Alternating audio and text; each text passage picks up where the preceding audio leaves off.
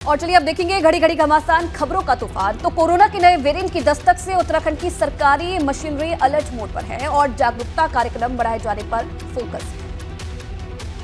हालांकि अभी कोरोना के नए वेरिएंट का एक भी मरीज उत्तराखंड में नहीं मिला है, लेकिन समीक्षा बैठक के बाद सरकार ने सभी विभागों से अलर्ट रहने को कहा है। कोरोना के बढ़ते खतरे को देखते हुए स्वास्थ्य सचिव ने सभी जिलों के डीएम से लोगों को जागरूक करने को कहा, मास्क लगाने के लिए प्रेरित और जागरूक करने के निर्देश दिए।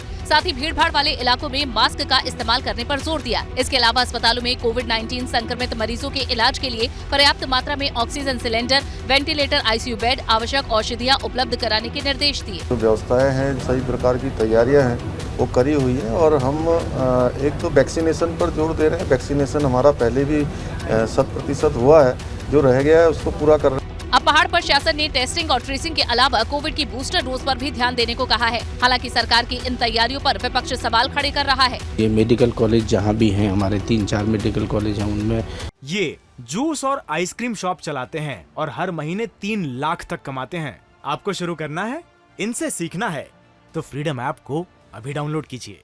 डॉक्टरों की व्यवस्था नहीं है, फैकल्टी नहीं है, उनकी दिक्कतें खराब हैं। जो उपकरण हैं, उन उपकरणों की व्यवस्था नहीं है।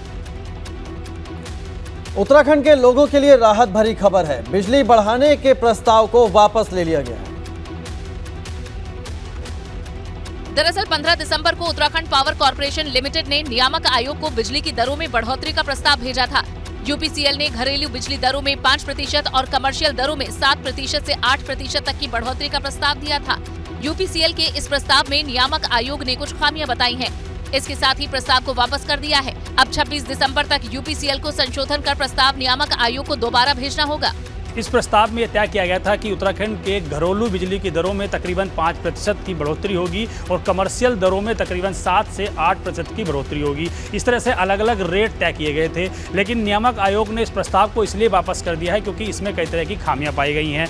यूपीसीएल इस साल 3 बार बिजली की दरों में बढ़ोतरी कर चुका है। ऐसे में नियामक आयोग की ओर से प्रस्ताव वापस होने पर उत्तराखंड के आम लोगों को बड़ी राहत मिलेगी।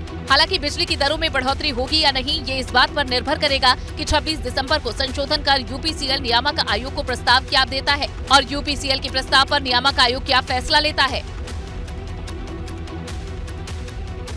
तो मैनपुरी की महाविजय से अखिलेश यादव इतने गदगद हैं कि अब उनकी रणनीति मैनपुरी मॉडल के इर्द गिर्द दिखने लगी है। और अखिलेश यादव ने अब मैनपुरी मॉडल के दम पर आगामी चुनावों के लिए हुकार भर दी है। अखिलेश यादव का दावा है कि मैनपुरी की महाविजय के सामने गुजरात मॉडल कुछ भी नहीं है। मैनपुरी मॉडल ने गुजरात को फेल कर दिया।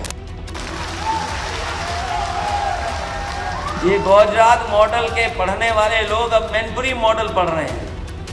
दरअसल अखिलेश शिवपाल और डिम्पल यादव इटावा के जसवंत नगर में थे, जहां जीत के लिए कार्यकर्ताओं को धन्यवाद दिया गया और चौधरी चरण सिंह की जयंती भी मनाई गई। यहां अखिलेश यादव ने भाजपा पर जमकर हमला बोला और चाचा के साथ मिलकर भाजपा का सफाया करने की बात कही। कि अब तो चाचा भी साथ आ गए हैं, मैनपुरी मॉडल भी तैयार हो गया है। न केवल हम लोग 24 जीतेंगे बल्कि 27 में भी इतिहास बनाने का काम करने जा रहे हैं। चौधरी चरण सिंह की जयंती के मौके पर अखिलेश यादव ने किसानों का मुद्दा भी उठाया और भाजपा सरकार पर एक के बाद एक तीखे प्रहार किए। आपको बता दें कि मैनपुरी में डिम्पल की रिकॉर्ड जीत के बाद अखिलेश लगातार भाजपा पर आक्रामक हैं और मैनपुरी मॉडल के दम पर आगामी चुनावों की रणनीति तैयार कर रहे हैं। 8 दिसंबर को शिवपाल यादव ने अपनी पार्टी का सपा में विलय कर दिया था, लेकिन सपा में अब तक उनकी जिम्मेदारी तय नहीं हुई है। जसवंत नगर की जमीन पर लगी चौधरी चरण सिंह प्रतिमा पर माल्यार्पण करने के लिए अखिलेश यादव और शिवपाल यादव के कदम एक साथ बढ़े, तो उम्मीद थी कि माल्यार्पण के बाद चौधरी चरण सिंह के सम्मान में आयोजित कार्यक्रम में अखिलेश यादव कोई बड़ा ऐलान करेंगे, बताएंगे कि सपा में शिवपाल यादव की जिम्मेदारी क्या होगी। लेकिन कार्यक्रम खत्म हुआ तो मीडिया से बातचीत में अखिलेश यादव ने सिर्फ इतना कहा कि बड़ी जिम्मेदारी मिलेगी, लेकिन क्या, सस्पेंस बरकरार है। अरे ये देखो कितनी बड़ी जिम्मेदारी, अभी नहीं देखा तुमने, कार्यक्रम हुआ, जीत सबसे बड़ी। अभी इस पार्टी का जब संगठन बनेगा तो उनको जिम्मेदारी मिलेगी। 8 दिसंबर को मैनपुरी में जीत के बाद शिवपाल यादव ने सपा का झंडा थाम लिया। बीते 15 दिनों में हर एक मंच से अखिलेश यादव ने शिवपाल यादव का नाम लिया है। मैनपुरी में जीत का क्रेडिट भी दिया है, लेकिन समाजवादी की भावी राजनीति में शिवपाल यादव की भूमिका क्या होगी, तस्वीर अभी साफ नहीं। चाचा जी एक संगठन के बहुत बड़े नेता हैं और माननीय नेताजी के साथ रहे और उन्हें पार्टी में पद के लिए वो कभी भी नहीं रहे, उनको सम्मान के लिए रहे हमेशा। जाहिर है शिवपाल यादव का सपा में जिम्मेदारी के लिए अभी और इंतजार करना होगा। तो अखिलेश की हुंकार पर भाजपा भी फ्रंट फुट पर लगातार जवाब दे रही है और चाचा भतीजे पर कटाक्ष का सिलसिला जारी है।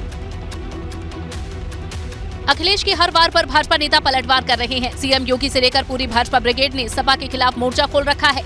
इसी बीच सैफई में अखिलेश और शिवपाल यादव के बयान पर भी भाजपा ने जवाब दिया। साथ ही चाचा शिवपाल यादव को सपा में मिलने वाली जिम्मेदारी पर भी तंज कसा। हाँ, मुझे कल कोई बता रहा था कि श्री अखिलेश यादव जी अच्छे भतीजे का जो है संस्कार प्रकट करने के लिए चाचा को समाजवादी पार्टी के अध्यक्ष की बागडोर सौंपने वाले, लेकिन क्या करने वाले वो तो जब सामने आएगा कि चुनावी चाचा थे कि असली चाचा मान करके वो व्यवहार करेंगे, तो हम लोग देख रहे हैं। दरअसल शिवपाल यादव और अखिलेश यादव के साथ आने के बाद से लगातार भाजपा ने घेराबंदी शुरू कर दी है। रिश्तों में पुरानी कड़वाहट का हवाला देकर भाजपा अखिलेश और शिवपाल पर हमलावर है। ऐसे में शिवपाल को मिलने वाली नई जिम्मेदारी की खबरों पर भी भाजपा कटाक्ष करने से नहीं चूकना चाहती। उन्हीं के कैंप का व्यक्ति चाचा को समाजवादी पार्टी का राष्ट्रीय अध्यक्ष बना करके चाचा जो कहेंगे वही भतीजा करेगा। आपको बता दें कि मैनपुरी में महाविजय के बाद अखिलेश ने चाचा शिवपाल यादव को पार्टी में बड़ी जिम्मेदारी देने की बात कही है। माना जा रहा है किसी भी वक्त अखिलेश चाचा को लेकर बड़ा ऐलान कर सकते हैं। दुनिया भर में कोविड के नए रूप से दहशत बढ़ गई है। कोरोना को मात देने के लिए यूपी में तैयारियों को दुरुस्त किया जा रहा है। टीम 9 के साथ सीएम योगी की समीक्षा बैठक के बाद प्रदेश के सभी अस्पतालों में मास्क लगाना अनिवार्य कर दिया गया है। दिल्ली से सटे गाजियाबाद में कोविड की रोकथाम को लेकर हलचल तेज हो गई है। वैक्सीनेशन पर खास फोकस है।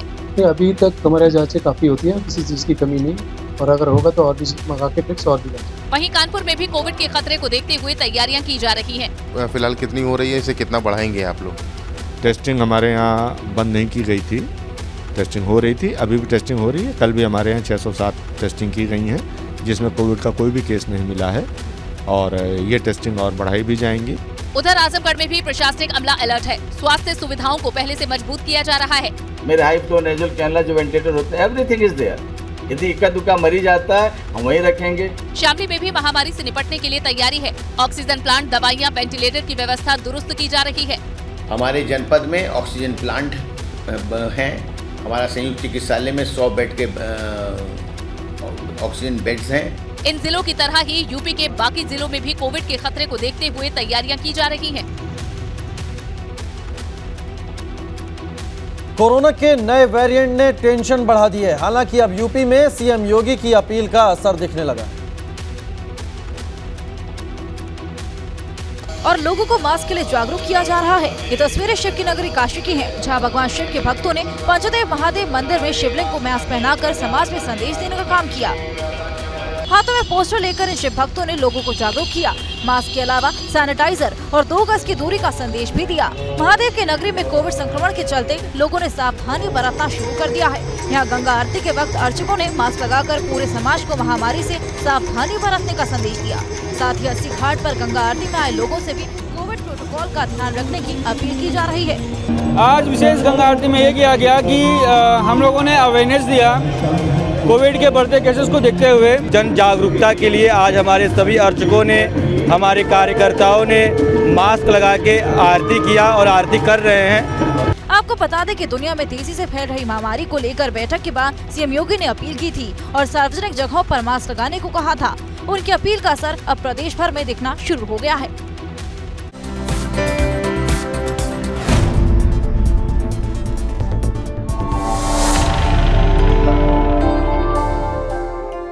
ये जूस और आइसक्रीम शॉप चलाते हैं और हर महीने 3 लाख तक कमाते हैं। आपको शुरू करना है, इनसे सीखना है, तो फ्रीडम ऐप को अभी डाउनलोड कीजिए।